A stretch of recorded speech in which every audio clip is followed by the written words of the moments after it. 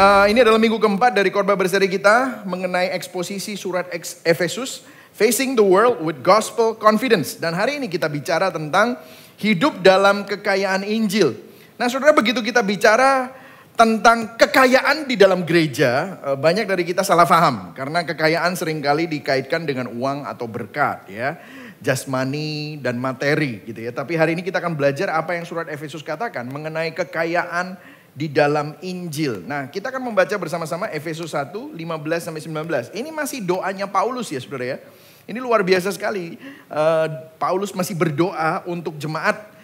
Dan kita akan membacanya bergantian. Saudara dan saya membaca ganjil yang warna kuning. Saya akan membaca yang warna putih ya. Kita akan membaca yang bergantian.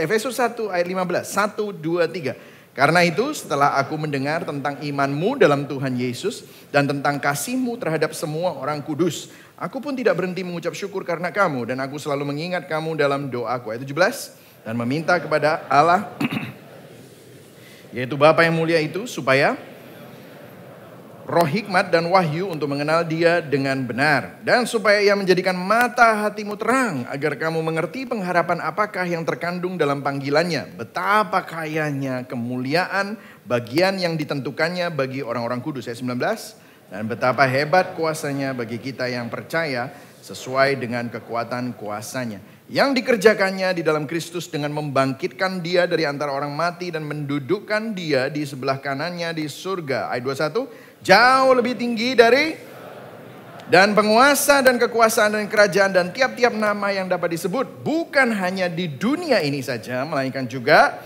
di dunia yang akan datang. Dan segala sesuatu telah diletakkannya di bawah kaki Kristus, dan Dia telah diberikannya kepada jemaat sebagai kepala dari segala yang ada. 23, jemaat yang adalah tubuhnya, yaitu kepenuhan Dia yang memenuhi semua dan segala sesuatu. Beginilah bunyi firman Tuhan hari ini ya saudara ya. Nah, saya akan memulai dengan berita saudara ya. Ada beberapa kasus nyata di mana hadiah lotre besar tidak diklaim pemenangnya. Misalnya ya, di Jerman hadiah utama sebesar 11,3 juta euro yang kira-kira adalah secara rupiah itu 193 miliar. 193 miliar. Tidak diambil oleh pemenangnya sampai 3 tahun, saudara. Setelah batas waktu pengambilan berakhir, malam tahun baru, tahun ketiga, uang tersebut dikembalikan ke kas undian. Selain itu di setiap tahunnya sekitar 2 billion US dollar. Kira-kira kalau dikurskan itu 25,3 triliun. Hadiah lotre di Amerika Serikat tidak diklaim oleh pemenangnya. Hal ini sering terjadi karena pemenang tidak menyadari kemenangan mereka atau mungkin kehilangan tiket pemenangnya gitu ya saudara. Nah, apa intinya? Nah saudara, cerita-cerita ini menggambarkan bagaimana seseorang bisa memiliki kekayaan yang luar biasa dalam sekejap, tetapi dia tidak sadar akan kekayaan itu. Dan mereka menghidupi kehidupan tanpa perubahan karena ketidaktahuan atau kelalaian. Itulah sebabnya kita perlu paham hidup dalam kekayaan Injil. Bayangkan seseorang yang membeli tiket memenangkan lotre, tapi tidak pernah sadar atau lupa ngecek kalau dia itu ternyata punya kekayaan yang luar biasa besar di ujung jarinya, tapi mereka tetap hidup dengan caranya yang lama. Begitu banyak orang Kristen, kita seringkali seperti itu. Memiliki pengharapan warisan kuasa yang luar biasa kayanya yang Tuhan kasih dalam hidup kita. Tapi kita tidak pernah sepenuhnya menghidupinya. Gara-gara nggak tahu atau kalau nggak sadar bahwa dia punya itu saudara. Itulah sebabnya hari ini kita akan mempelajarinya. Nah kalau saudara perhatikan, waktu kita mempelajari doa Paulus, yang menarik adalah begini saudara. Paulus tidak berdoa untuk keadaan jasmani jemaatnya. Ya, jemaat yang dia rintis, Paulus lagi di penjara. Dan kemudian kalau saudara perhatikan, Paulus gak berdoa begini. Tuhan tolong mereka yang kekurangan uang. Tuhan tolong mereka yang sedang dianiaya. Tuhan tolong mereka yang sedang mengalami penderitaan. Gak gitu loh. Tetapi Paulus berdoa supaya mereka memahami kekayaan itu. Nah, saya gak bilang gini ya saudara ya. Saya gak anti untuk doa tentang kebutuhan. Saya rasa Yesus pun mengajarkan doa Bapa kami, di mana Yesus melakukan mengajarkan kepada kita, berilah makanan kami hari ini, jauhkanlah kami dari pencobaan yang jahat. Tetapi di sini Paulus sedang memfokuskan doanya bahwa kekayaan rohani itu perlu kita ketahui. Jadi sang rasul berdoa agar jemaat mengenal suatu warisan kekayaan yang telah mereka miliki di dalam Kristus. Kenapa kok ini penting? Kenapa kok ini sangat mencolok? Kenapa Paulus tidak berdoa tentang keadaan jasmani jemaat? Karena begini saudara, ini yang saya simpulkan setelah saya melakukan sedikit studi. Adalah begini, keadaan jasmani seburuk apapun tidak akan menggoyahkan pribadi yang memahami kekayaan rohani di dalam Kristus. Sebaliknya, keadaan yang baik tanpa pemahaman ini hanya akan melahirkan iman yang dangkal dan iman yang rapuh. Yang selalu bergantung kepada naik turunnya keadaan baik buruknya situasi saudara. Banyak orang mungkin berdoa supaya Tuhan lepaskan aku dari masalah ini. Tuhan sembuhkan aku dari penyakitku. Tuhan berikan aku terobosan dari setiap hal-hal yang menghimpit hidupku. Tetapi sebenarnya kalau Tuhan izinkan itu terjadi, Tuhan ingin supaya kita memahami bahwa apa yang kita miliki di dalam Kristus itu jauh lebih besar dari masalah apapun yang sedang saudara hadapi. John Calvin di dalam komentarinya on Psalm dia berkata begini, pemahaman bahwa kita memiliki Tuhan sebagai bagian kita dapat kekurangan hal-hal yang lain. Tetapi kita tidak akan kekurangan damai sejahtera dan sukacita yang sejati.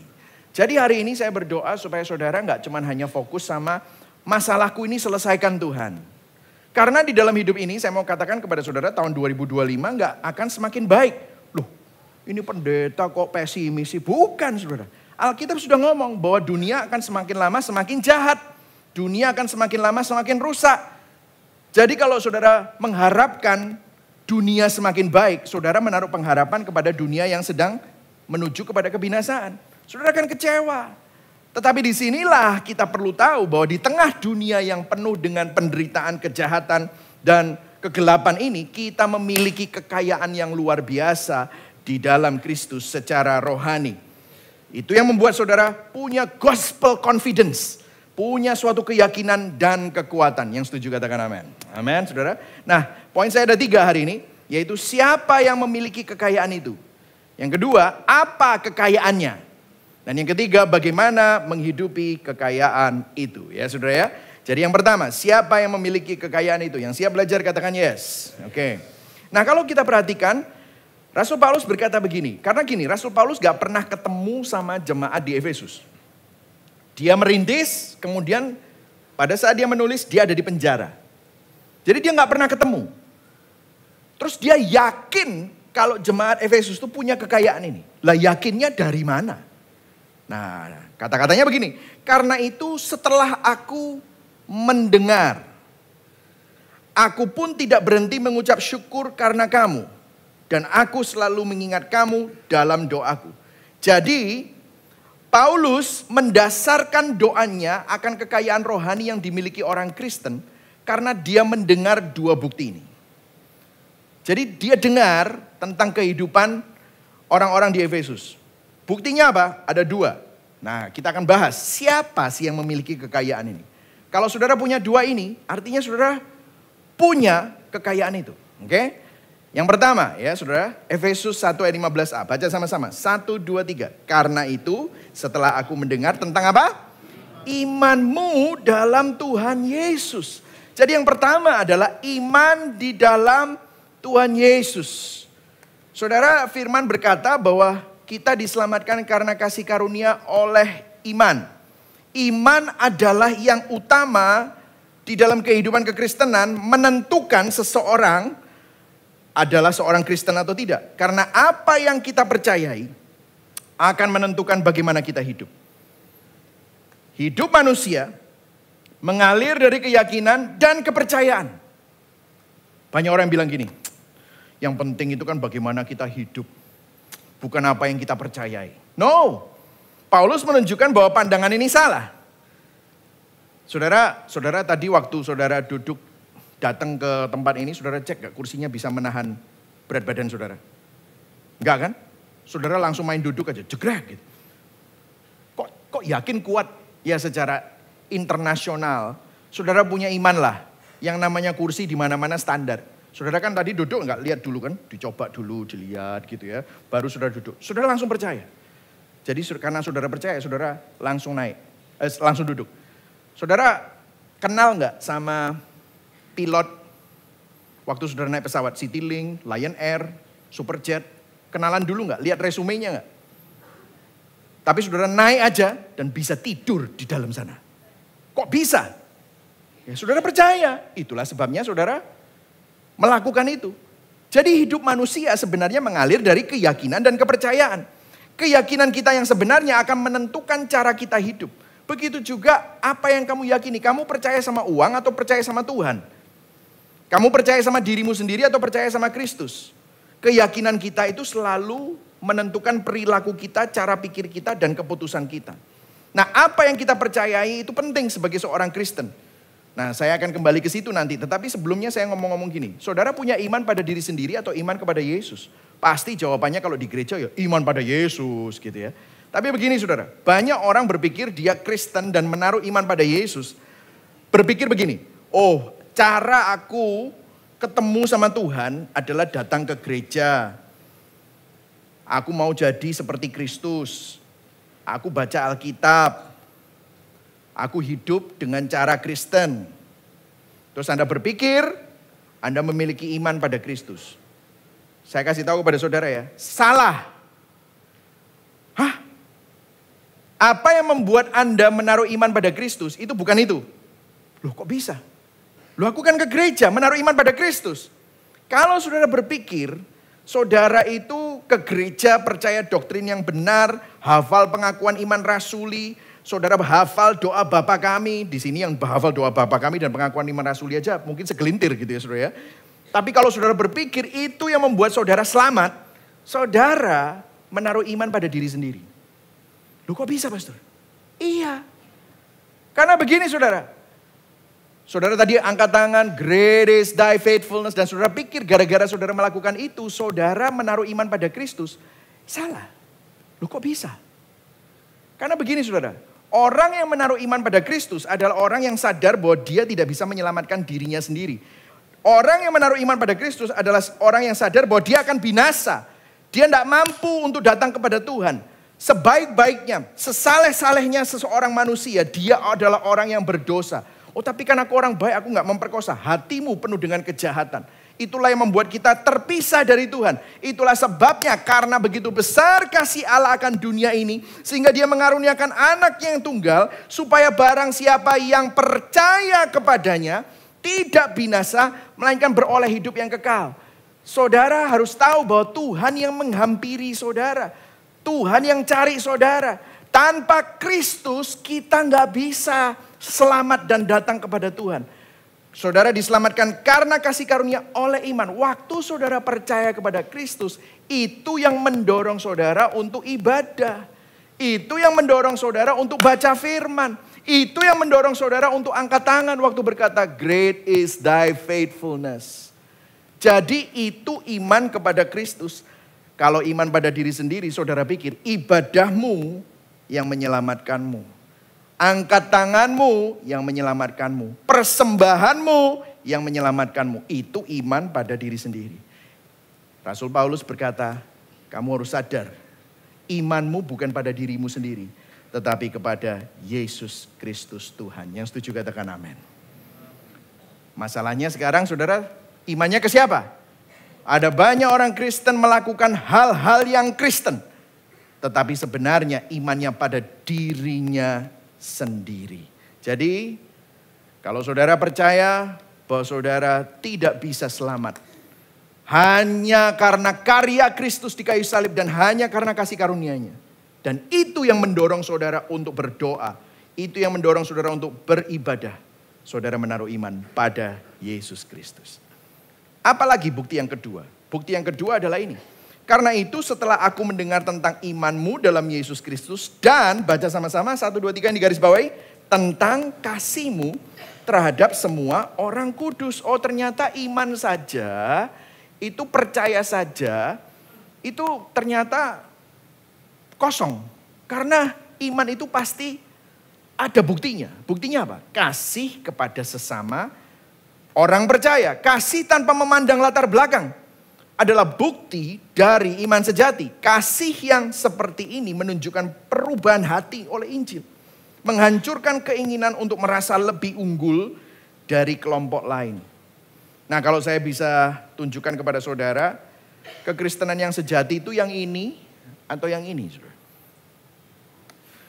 Banyak orang bilang, iya dong, iman plus perbuatan dong. Harus kasih makanya, nggak bisa kayak gitu.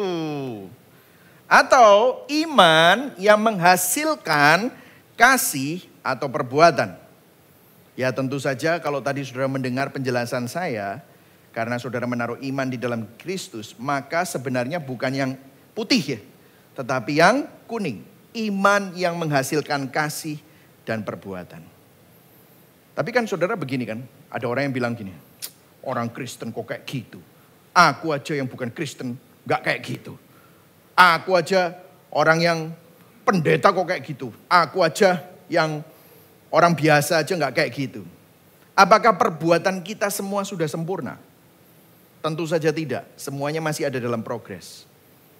Karena begini saudara, saya mau nanya sama saudara. Petrus, murid Kristus.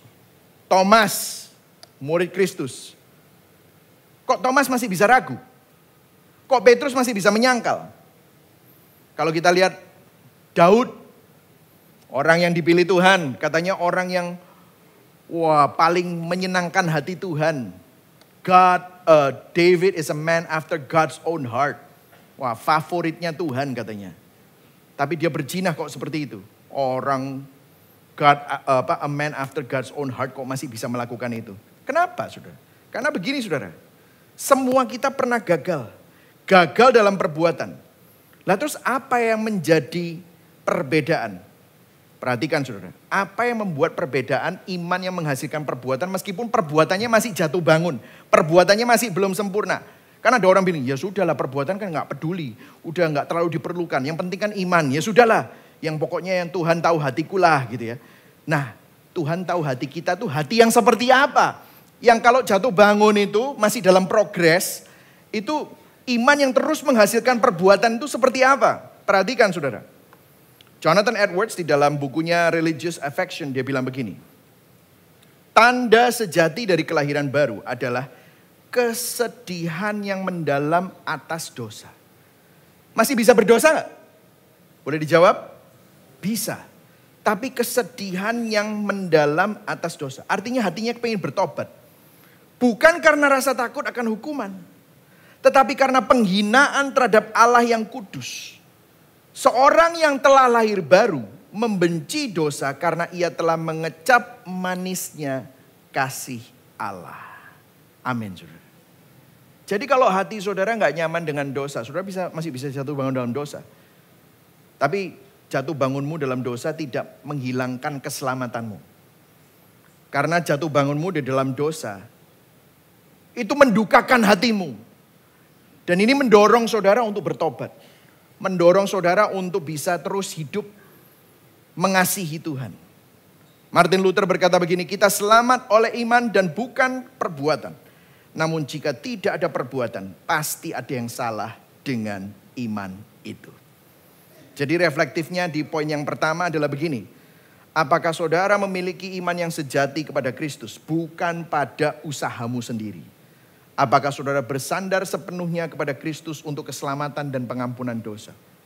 Kalau orang melihat hidup saudara, apakah mereka bisa lihat bukti dari iman dan kasih itu? Apakah saudara hanya mengasihi orang-orang yang mirip sama saya? Yang sosial sama, ras sama, pendidikan sama. Atau saudara juga belajar mengasihi mereka yang berbeda secara budaya, sosial, dan ekonomi. Kenapa? Kalau segala sesuatu karena kasih karunia, kamu mau sombong apa? Apa yang bisa kita sombongkan? There's nothing that we can boast about. Amin saudara. Jadi itu adalah yang pertama. Kita masuk dalam poin yang kedua. Apa kekayaan itu? Jadi iman dan perbuatan, iman yang menghasilkan perbuatan. Bukan iman dan perbuatan, tapi iman yang menghasilkan perbuatan. Imannya kepada siapa? Bukan pada diri sendiri, tapi kepada Kristus. Itu adalah tanda orang yang punya kekayaan ini. Nah sekarang kita akan bahas apa kekayaannya ya saudara ya. Efesus 1 ayat 18a. Kita baca sama-sama ya. 1, 2, 3. Dan supaya ia menjadikan mata hatimu terang, agar kamu mengerti apa? Pengharapan apakah yang terkandung dalam panggilannya. Bahasa Inggrisnya, that you may know what is the hope to which he has called you. Jadi ternyata begini saudara. Kita mempunyai kekayaan, salah satunya adalah apa? Kita punya pengharapan dalam panggilannya. Wih, apa itu? Abstrak sekali. Perhatikan saudara. Paulus berdoa agar jemaat mengetahui pengharapan dalam panggilan Allah yang sepenuhnya didasarkan pada kasih karunia Tuhan dan bukan pada usaha manusia. Dia tidak berkata pengharapan dari panggilan kita, bukan. Tetapi pengharapan dari panggilannya. Apa artinya? Ada satu pengharapan yang muncul dari tahu bahwa Tuhan itu panggil saudara. Katakan kepada kanan kirimu, kamu itu dipanggil Tuhan. Nah, ayo katakan, ayo semuanya. Kamu itu dipanggil Tuhan. Nah, tahukah saudara? Saudara itu ya percaya Tuhan itu bukan kayak saudara milih mau beli HP mana. Oh ini ada, pokoknya ngomong merek ya saudara ya. Oh, Oppo, Huawei, Samsung, iPhone gitu. Terus apalagi lah. Terus saudara, iki api yo, iki yo kurang lah. Saudara research, koyo sing paling masuk akal aku tak beli merek ini. Saudara jadi Kristen, saudara diselamatkan. Itu bukan seperti kayak research mau beli produk apa, bukan. Tapi kalau firman Tuhan berkata begini, tidak ada seorang pun yang bisa berkata Yesus adalah Tuhan kalau bukan karena kuasa Roh Kudus yang memanggil dia. Tidak ada seorang pun yang dapat datang kepada Bapa kalau tidak ditarik oleh Bapakku. Wih, saudara dan saya itu dipanggil. Bukan saudara yang milih. Bukan aku yang memilih kamu. Bukan kamu yang memilih aku, tetapi aku yang memilih kamu. Yesus ngomong sama murid-muridnya. Nah ada satu ayat di mana Rasul Paulus menjelaskan secara gamblang. Apa sih maksudnya panggilan itu? 1 Korintus 1 ayat 26 sampai 31 saya ajak kita semua baca pelan-pelan. Oke saudara ya. Saya bacakan dulu. Ingat saja saudara-saudara. Ayo baca sama-sama yang kuning. 1, 2, 3. Bagaimana keadaan kamu ketika kamu apa? Dipanggil. Katakan sama-sama, saya dipanggil. Katakan pada kanan kirimu, kamu ini dipanggil. Nah ya saudara. Lihat. Terus habis itu Rasul Paulus mau memperjelas. Kamu dipanggil itu bukan karena kamu ganteng. Bukan karena kamu cantik, bukan karena kamu pinter. Lihat. Menurut ukuran manusia tidak banyak orang yang apa? Bijak. Tidak banyak orang yang berpengaruh. Tidak banyak orang yang terpandang. Dengan kata lain, ini halus ya ngomongnya. Tapi Rasul Paulus mau ngomong gini. Kamu itu bukan orang pinter. Kamu itu biasa-biasa. Kamu bukan orang berpengaruh. Kamu bukan orang terpandang. Tapi lihat ayat 27. Tetapi apa yang bodoh bagi dunia dipilih Allah untuk memalukan orang-orang beriman. Apa yang lemah bagi dunia dipilih Allah untuk memalukan orang apa yang kuat. Apa yang gak terpandang. Yang terpandang itu kan yang sosialita, jet set, kaya, berpengaruh. Tapi apa yang tidak terpandang dan yang hina bagi dunia dipilih Allah. Bahkan apa yang tidak berarti dipilih Allah untuk meniadakan apa yang berarti. Ayat 29, ayo baca sama-sama. Supaya jangan ada seorang manusia pun yang memegahkan diri di hadapan Allah. Gak boleh sombong. Karena semuanya karena kasih karunia. Kamu dipanggil. Tetapi oleh Dia, oleh Bapa di surga, kamu berada di dalam Kristus yang oleh Allah telah menjadi hikmat bagi kita. Ia membenarkan meskipun kamu gak benar, Dia benarkan kamu. Ia menguduskan meskipun kamu gak kudus, Dia kuduskan kamu. Dia menebus kita meskipun kamu gak layak ditebus. Karena itu seperti ada tertulis. Ayo baca sama-sama. 1, 2, 3. Barang siapa yang bermegah, hendaklah ia bermegah. Berikan tepuk tangan buat Tuhan bahwa Tuhan memilih saudara. Aku dipanggil, saya gak layak dipanggil. Jadi saudara kita harus sadar, kalau saudara itu dipanggil, Itu bukan karena saudara ini hebat. Bukan karena saudara layak, no. Makanya dikatakan pengharapan dalam panggilan itu. Karena apa? Kata pengharapan itu berarti apa? Ada keyakinan, ada jaminan, ada keteguhan, ada keberanian. Saya terjemahkan bebas, ada confidence, ada gospel confidence. Nah, confidence yang model ini tidak membuat kita sombong. Karena confidence yang model ini menunjukkan bahwa kalau Tuhan pilih kamu, Tuhan manggil kamu bukan karena kamu baik, bukan karena kamu bijaksana, bukan karena kamu punya kualifikasi, namun hanya karena Allah memutuskan untuk mengasihi kamu menurut kerelaan kasih karunia-Nya untuk kemuliaannya. Jadi saudara, mengetahui bahwa Allah memanggil kita bukan karena kita layak, tetapi karena kasih karunia-Nya memberikan apa? Confidence. Ada suatu keyakinan, keberanian, dan kerendahan hati. Artinya gini loh saudara, artinya gini. Saudara gak bisa ngomong gini. Kalau ketemu sama orang yang susah bertobat, orang yang pokoknya, wah ini gak mungkin lah. Kalau dia bertobat ini keajaiban gitu saudara. Saudara gak bisa ngomong gini, angel gitu, gak bisa. Maaf nih ya yang Jakarta gitu ya, berat dia gak mungkin berubah gitu. Saudara waktu saya ketemu sama teman-teman SMA saya, mereka semua kaget. Hah, Michael jadi pendeta. Dia itu dulu pendeta cabul. Ini sekarang jadi pendeta Injil gitu saudara. Coba saudara lihat. Kalau saudara lihat Paulus itu loh. Orang yang nangkepin orang Kristen. Paulus itu orang yang memenjarakan orang Kristen, membunuh orang Kristen. Kalau ada kategori orang yang susah bertobat, angel. Nah itulah Paulus. Jadi kalau saudara lihat orang dan bilang, membutuhkan sebuah keajaiban untuk orang itu bertobat. Coba lihat kaca. Itu keajaiban kalau saudara juga bertobat. Jadi bersyukurlah. Saudara dipilih, saudara dipanggil. Bukan karena kamu cantik, pinter, ganteng. Tetapi semata-mata karena kasih karunia Tuhan. Yang setuju katakan amin. Sekali lagi kita berikan tepuk tangan buat Tuhan. Dia baik buat saudara, amin. Nah selanjutnya saudara, kekayaan apa lagi? Yang di garis bawah itu. 1, 2, 3, baca sama-sama. Betapa kayanya kemuliaan bagian yang ditentukannya bagi orang-orang kudus. Nah ini susah dimengerti ya. Saya sampai cari bahasa aslinya. Saya sampai cari buku-buku lain untuk menstudi ini. Apa maksudnya? The riches of his glorious inheritance in the saints. Wow. Ini kekayaannya adalah kekayaan warisannya yang mulia yaitu orang-orang kudusnya. Maksudnya gini saudara. Ini perhatikan, ini adalah berita yang sangat mencengangkan waktu saya ngerti ini. Ya ampun, kok bisa ya? Orang-orang kudus seperti saudara dan saya, meskipun saudara belum kudus secara total, tapi saudara dikuduskan oleh Kristus. Jadi Allah Bapa melihat saudara kudus karena kekudusan Kristus ada di dalam diri saudara. Makanya saudara disebut orang-orang kudus. Rasul Paulus ngomong sama orang Korintus yang hidupnya gak karu-karuan. Hai orang-orang kudus di Korintus. Hai orang-orang kudus di Efesus.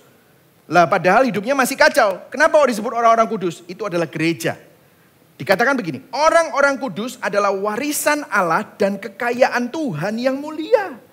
Ini adalah salah satu pernyataan yang paling mencengangkan di Alkitab. Kenapa? Sang pencipta alam semesta memandang umatnya, gerejanya sebagai hartanya yang paling berharga. Ini berita yang sangat mengejutkan. Kalau ini belum membuat Anda terkejut, izinkan saya memberikan ilustrasi ya. Saudara tahu Elon Musk? Ya, semuanya tahu. Tesla ya. Kalau Anda pahami, dia itu kekayaannya 432 miliar dolar. Coba hitung nolnya berapa itu enggak tahu saudara. 432 berapa? Juta ya. Oh, pokoknya 432 billion itu banyak nolnya. Bayangkan saudara diundang untuk jadi tamu di ulang tahunnya dia. Terus Anda harus bawa hadiah. Kalau diundang harus bawa hadiah. Lah kira-kira kamu mau ngasih apa ke Elon Musk? Yang membuat dia berkata begini. Waduh Michael Christian, kamsya yo, ini harta loh buat aku. Kira-kira ngasih apa? Saya mau tanya sama saudara. Dia punya semua saudara. Apa yang dapat kita berikan kepada Elon Musk sehingga Mas Elon bisa ngomong, ini harta karunku. Ini harta karun sungguhan. Ciami ini ngasih kayak gini nih. Apa yang bisa kita kasih? Gak ada, saudara. Karena dia punya semua. Apa yang kita bisa berikan kepada Allah, Sang Pencipta? Pertama-tama hal yang paling mencengangkan di sini adalah Paulus berkata adalah sangat sesuatu bahwa Sang Pencipta, pemilik alam semesta, menganggap kita, saudara dan saya, yang pas-pasan, yang gak jelas, dianggap sebagai harta spesialnya, sebagai warisannya, sebagai permatanya. Apa itu? Gereja. Kok bisa? Kalau saudara perhatikan di ayat 23 dari ayat yang kita baca tadi, dikatakan begini, jemaat yang adalah tubuhnya, yaitu apa? Baca sama-sama, kepenuhan dia. Kepenuhan di sini adalah katanya pleroma. Ini luar biasa. Kata-kata ini berarti penggenapan. Which is his body, the fullness of him who fills all in all. Paulus berkata Allah telah begitu mengikatkan dirinya dengan gerejanya. Sehingga kita, gerejanya, saudara dan saya adalah bagaimana dia menunjukkan kepada dunia kemuliaannya. John Calvin di dalam bukunya Institute of Christian Religion dia berkata begini. Di dalam bab 3, butir kedua. Dikatakan Tuhan tidak membutuhkan kita sebenarnya. Tapi dia memilih kita untuk jadi warisannya. Agar melalui kita kemuliaan Tuhan dinyatakan di seluruh dunia. Wow. Jadi artinya begini saudara. Kita tidak hanya menerima Tuhan sebagai warisan kita. Namun kita juga menjadi warisannya Tuhan. Artinya Tuhan mengikatkan kemuliaannya pada kita. Tuhan menyebut kita umatnya sebagai kemuliaan warisannya. Gereja adalah umatnya. Adalah cara Tuhan untuk menunjukkan kasihnya, hikmatnya, kuasanya kepada dunia. Kalau saya bisa kasih sedikit ilustrasi di sini sebagaimana permata memantulkan cahaya, demikianlah hidup kita dirancang untuk memantulkan kemuliaan Allah. Kalau saudara ngerti begini, jangan pakai hidup kita untuk hal yang sia-sia. Amin saudara. Kalau saudara sadar siapa kita, aduh Tuhan kok bisa ya. Untuk apa kita hidup dalam hal-hal yang gak berguna, hidup dalam dosa.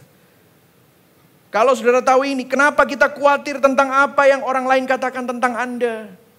Apa yang mertuamu katakan, apa yang menjadi status manusia. Kenapa kita khawatir? Kenapa kita marah waktu kita dihina? Wong pendapat orang yang paling mulia yaitu Tuhan sendiri menganggap saudara menjadi kemuliaannya, warisannya. Wow. Kalau kita memiliki status yang melampaui semua orang penting di seluruh dunia ini. Bukan karena saudara ini layak, bukan karena saudara ini penting. Mestinya tidak butuh, tidak layak, tidak berharga. Tetapi dia yang paling berharga, bayar harga buat saudara. Supaya saudara yang sangat tidak berharga menjadi sangat-sangat berharga. Itulah warisan kita. Jadi kalau Tuhan menganggap saudara adalah warisannya, masa saudara dibuang? Gak mungkin. Masa saudara ditinggalkan sendirian? Tidak mungkin. Malah segala sesuatu yang terjadi dalam hidupmu, termasuk masalah-masalahmu, pergumulanmu, itu dipakai oleh Tuhan untuk kemuliaan Tuhan. Untuk kebaikan. Amin saudara. Berikan tepuk tangan sekali lagi buat Tuhan. Amin saudara. Dan yang ketiga, ini adalah terakhir dari kekayaan itu. Yaitu kuasanya yang hebat dan tak tertandingi. Kalau saudara baca di dalam penjabaran kuasanya ini ya, ada 3 hal. Saya akan bacakan satu-satu, yaitu ayat 19 sampai ayat 22. Dikatakan begini, betapa hebat kuasanya bagi kita yang percaya. Maksudnya apa? Ini kuasanya luar biasa hebat, saudara. Kalau tadi saudara kan dipanggil. Lah dipanggilnya pakai apa? Kok bisa saudara ini kan jahat. Saudara gak peduli Tuhan. Saudara memberontak Tuhan. Saudara egois. Saudara penyembah berhala. Jangan dikatakan penyembah berhala itu patung ya. Tapi berhala itu adalah apapun yang selain Tuhan. Lah gimana saudara bisa dipanggil? Pakai kuasa. Artinya gini. Kuasa Yang Tuhan gunakan untuk mengubah dan membuka hati saudara. Mengubah Anda dari mati rohani jadi kehidupan. Orang yang dulunya menolak Tuhan kok bisa terima Tuhan. Jadi kalau saudara sekarang itu bisa percaya Tuhan, itu karena ada kuasa yang buat saudara bisa mampu percaya. Ini luar biasa sekali.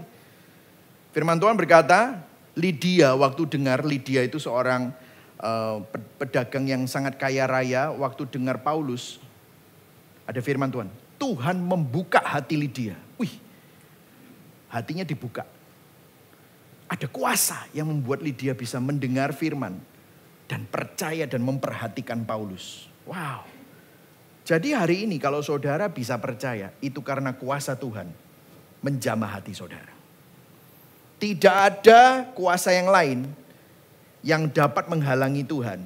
Kalau Tuhan sudah jamah hati saudara, saudara tidak bisa menolak. Inilah yang dinamakan irresistible grace. Betapa hebat kuasanya bagi kita yang percaya sesuai dengan kekuatan kuasanya. Jadi kalau saudara bisa percaya, itu semata-mata karena kuasa Tuhan. Katakan pada kanan kirimu, itu karena kuasa Tuhan bro. Gitu loh saudara ya. Amin.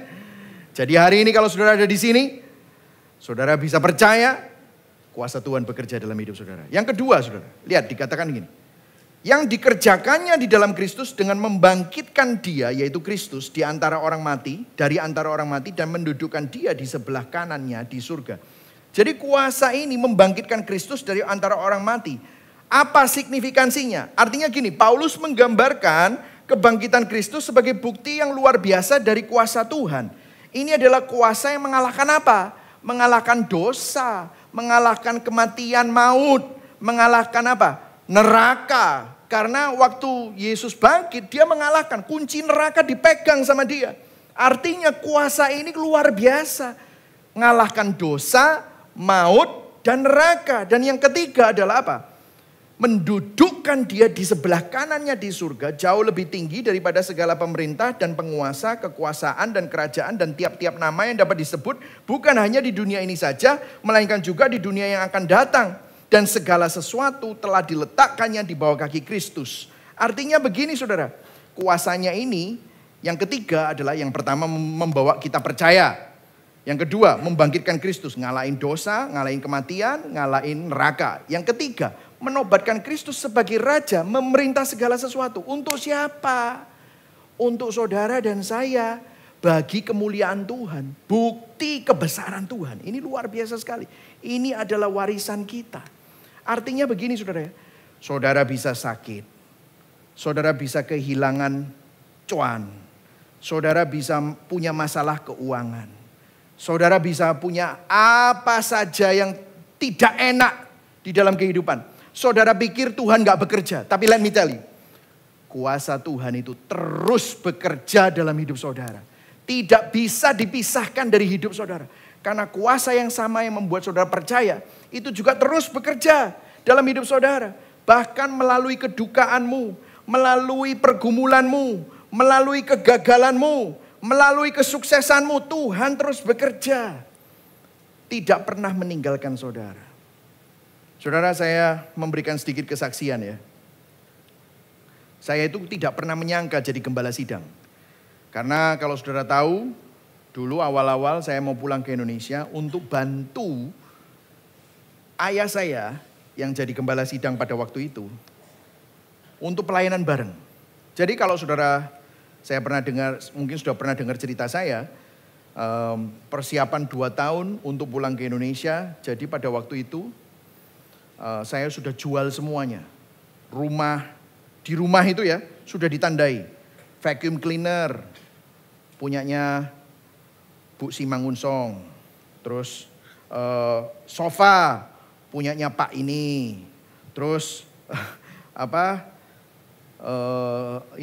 air fryer itu udah punyanya ibu siapa. Jadi biasanya kalau ada orang Indonesia pulang, itu orang Indonesia semua pada datang. Ada barang-barang apa yang kita bisa beli gitu saudara. Karena dapat murah gitu. Lah kita semua sudah dijual. Kulkas dijual, panci dijual, semua udah dijual. Tapi saya bilang, bayar dulu. Tapi nanti ambilnya 2-3 hari sebelum kita pulang. Nah saudara tahu apa yang terjadi?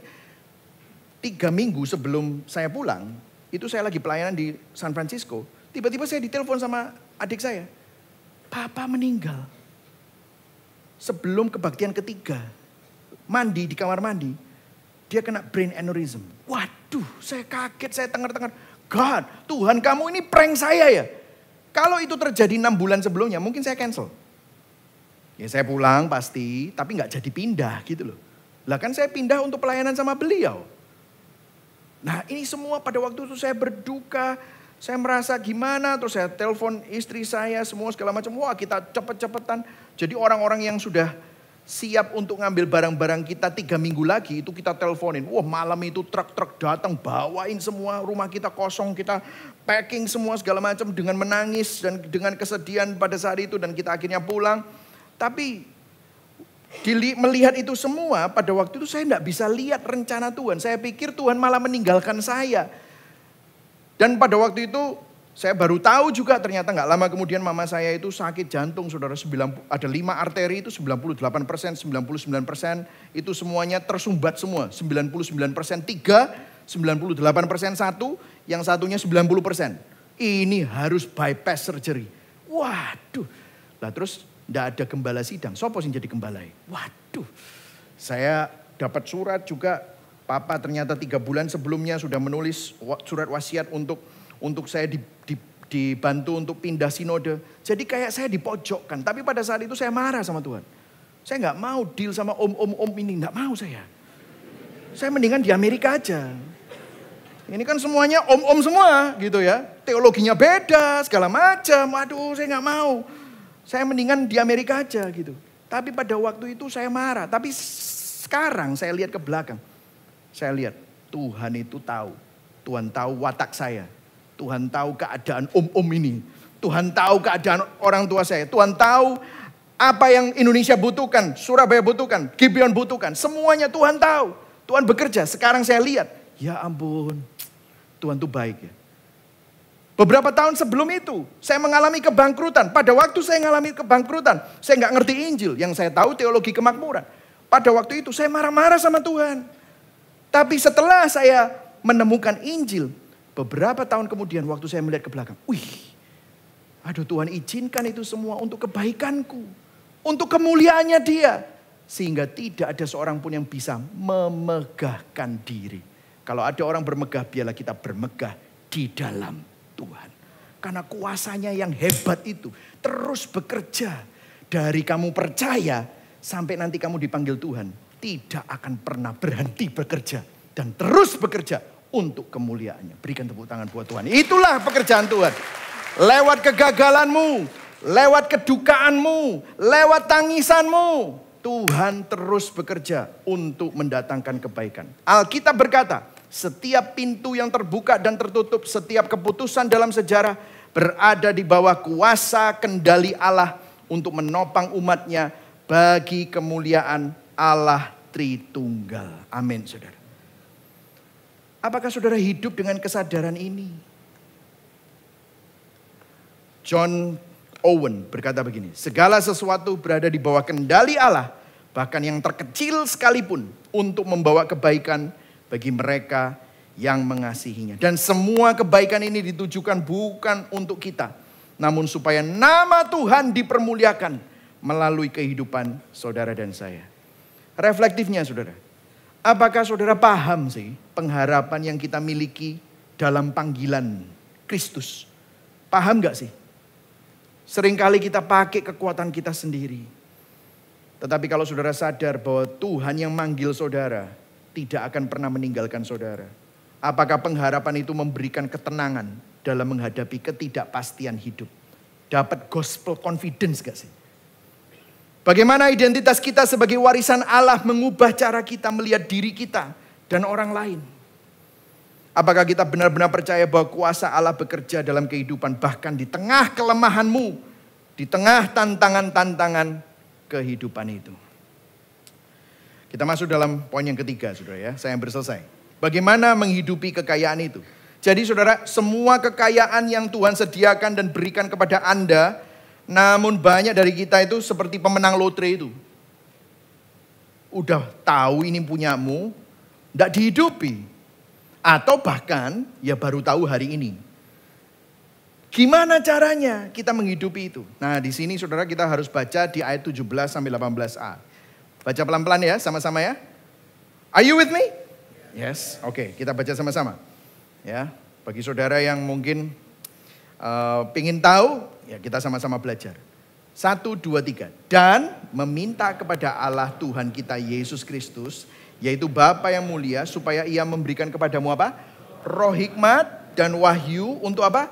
Mengenal Dia dengan benar, dan supaya Ia menjadikan mata hatimu terang agar kamu mengerti. Mengenal Dia, katakan sama-sama mengenal Dia. Ini bicara tentang pengenalan, katakan sama-sama pengenalan. Bukan pengetahuan, tapi pengenalan. Kenal Tuhan. Saudara, agama Kristen adalah salah satu agama yang satu-satunya bicara. Kalau saudara baca Alkitab, itu bukan tentang perintah yang diikuti. Kalau hanya tentang perintah yang diikuti, 10 perintah Allah cukup. Kenapa kok ada 66 kitab? Bicara tentang Tuhan untuk saudara. Supaya saudara bukan cuma hanya taat, tetapi kenal. Katakan sama-sama kenal. Kenal. Kalau saudara kenal, saudara tahu isi hati Tuhan, taat itu pasti akan ikut. Saudara kan dengan sendirinya taat karena apa? Saudara kenal. Saya kenal papa saya dulu. Papa saya seorang dokter. Papa saya menyayangi saya. Kalau saya gitu, langsung papa sini. Kenapa kamu kok batuk? Dari tadi papa dengar kamu batuk. Dia keluarin sentolop. Center, ceklek gitu. Buka mulut, gitu.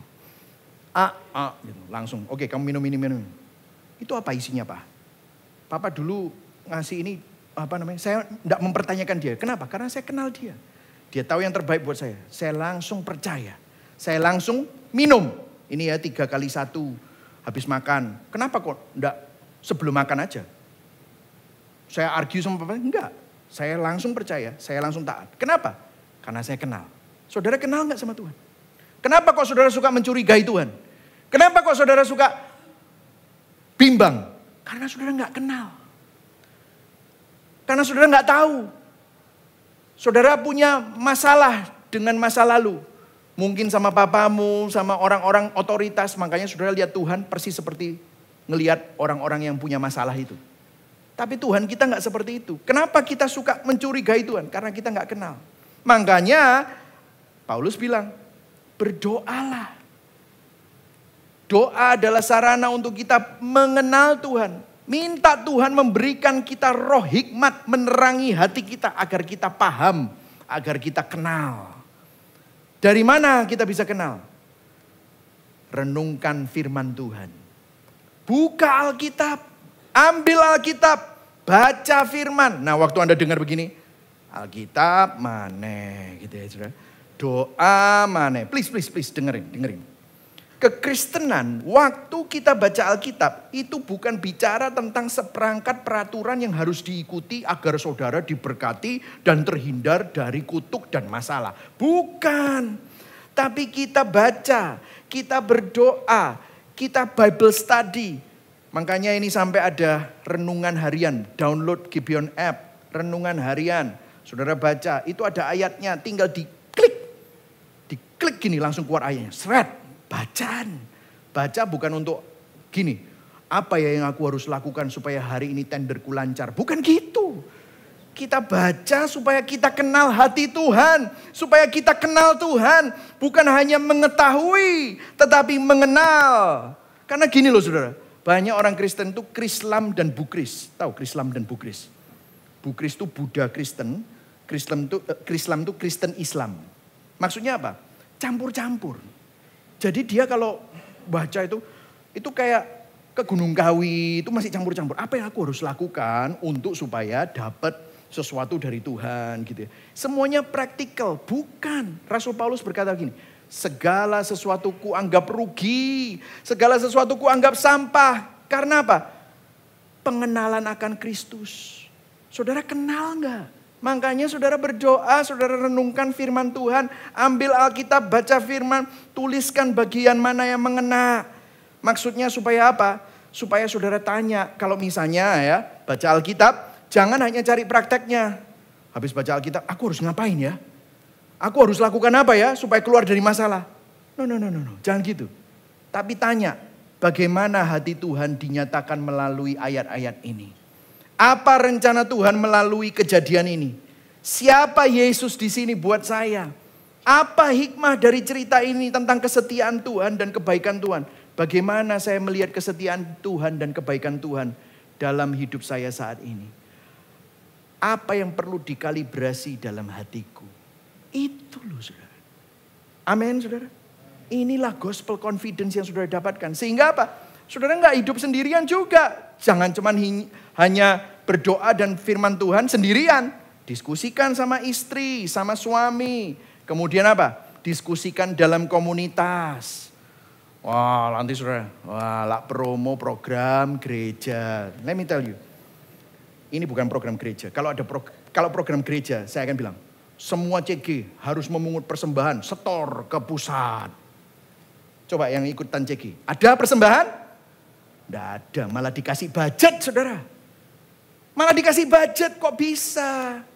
Kalau mau program gereja dan bisnis gereja, paling gampang panggil artis, panggil pembicara yang ngerti dukun santet segala macam rame.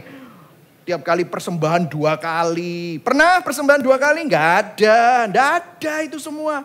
Ini bukan bisnis saudara. Aduh kadang-kadang saya ini garuk-garuk kepala. Memang banyak yang seperti itu. Tetapi kita ini melakukan ini semua untuk apa?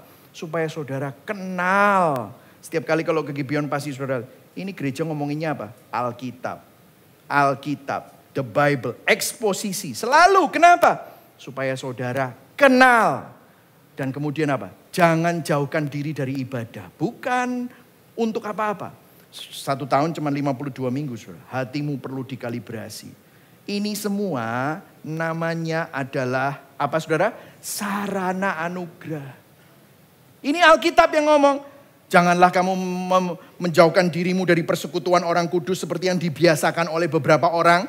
Ini namanya sarana anugerah. Maksudnya begini, waktu kamu melakukan ini semua dengan supaya ngerti, terbuka, paham, kenal. Itu anugerah dicurahkan. Bukan anugerahnya itu tidak ada. Tapi saudara semakin sadar akan anugerah Tuhan. Sehingga saudara bukan cuma hanya melakukan praktek-praktek agamawi. Kalau saudara masih ingat Paulus berkata di Filipi 3:8, segala sesuatu kuanggap rugi karena pengenalan akan Kristus Yesus Tuhan lebih mulia daripada segalanya. Banyak kan yang gereja modern cari itu kan yang dianggap rugi oleh Paulus. Betul nggak?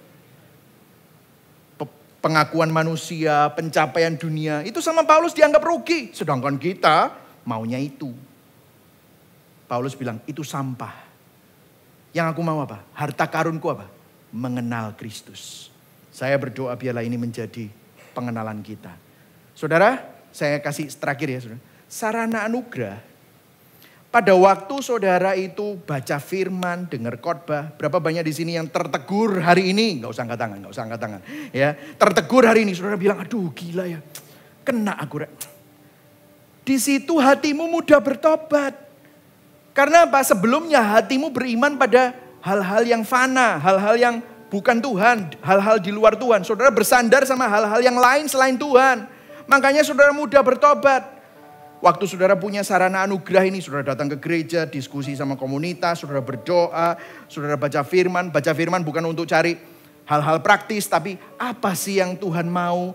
Apa sih yang hati Tuhan itu seperti apa? Siapa Yesus di sini buat aku? Saudara kenal, aduh aku tertegur. Aku perlu bertobat karena aku bersandar sama hal-hal yang lain. Sehingga apa? Itu membuat saudara percaya lagi, beriman lagi. Bukan kepada hal-hal yang fana, tetapi saudara percaya lagi beriman kepada Kristus. Aduh aku semakin jatuh cinta sama Kristus. Tuhan, Engkaulah pengharapan. Dan itu mendorong saudara, membuat saudara haus untuk lebih mengenal Kristus lagi. Dan ini menjadi sebuah siklus yang sehat. Dan poros dari semuanya ini, Injil Kristus. Siapa yang kamu renungkan? Kristus. Siapa yang kamu renungkan tentang karya salibnya? Itu yang kita renungkan terus. Dan kenapa pada waktu kita merenungkan ini memberikan gospel confidence? Karena begini saudara, inilah akhir dari khotbah saya hari ini. Bahwa Yesus Kristus menjalani kebalikan dari semua berkat kekayaan yang Paulus doakan. Apa maksudnya? Yesus Kristus kehilangan segalanya agar saudara dan saya memiliki segalanya. Yesus Kristus yang adalah anak Allah yang sempurna, yang menikmati hubungan yang penuh kasih dengan Bapa. Tetapi dia rela give it all up. Dia menyerahkan semuanya itu untuk supaya saudara dan saya memiliki warisan itu. Apa warisannya? Dalam pengharapan. Di salib Kristus tidak memperoleh pengharapan. Yesus kehilangan pengharapannya yang sempurna. Dia terpisah dari Bapaknya. Makanya dia berkata, Allahku, Allahku, mengapa engkau meninggalkan aku? Ini adalah puncak kehilangan pengharapan Yesus. Dia menanggung dosa saudara. Dia merasakan keterpisahan total dari Allah yang seharusnya saudara dan saya alami. Dia menghadapi dan menanggung murka Allah Bapa. Supaya saudara dan saya memiliki pengharapan yang tak tergoyahkan di dalam kasih Allah. Di salib, Kristus tidak diperlakukan seperti warisan mulia. Tetapi dia dihina oleh dunia. Dia ditinggalkan oleh Bapa. Mengapa dia rela lakukan itu? Agar saudara dan saya yang layak menerima murka justru diperlakukan seperti warisannya. Saudara gak berharga aslinya. Tetapi karena karya Kristus, saudara yang gak berharga jadi sangat berharga. Dan saudara menjadi warisan kekalnya Tuhan. Di salib Kristus tidak pakai kuasanya untuk melarikan diri dari penderitaan. Walaupun dia adalah Allah yang maha kuasa. Kalau Yesus mau dalam sekejap dia bisa menyerahkan semua orang-orang ini kepada kekuatan malaikat. Habis semua itu orang Romawi. Tapi dia rela. Dia membiarkan dirinya dicemooh. Diludahi, dipukuli. Dan akhirnya disalibkan. Supaya apa? Agar kuasanya, kuasa kebangkitannya bisa bekerja di dalam kita. Dia mati menggantikan kita. Tapi dia bangkit. Supaya apa?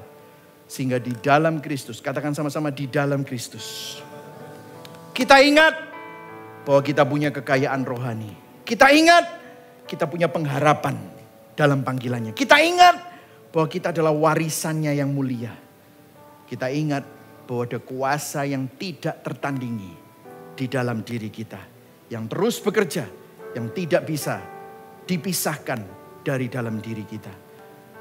Obadiah Sedgwick berkata begini, kasih karunia Allah adalah kekayaan yang tidak hanya menyediakan segala yang kita butuhkan di dunia ini, tetapi juga menjamin warisan kita di surga.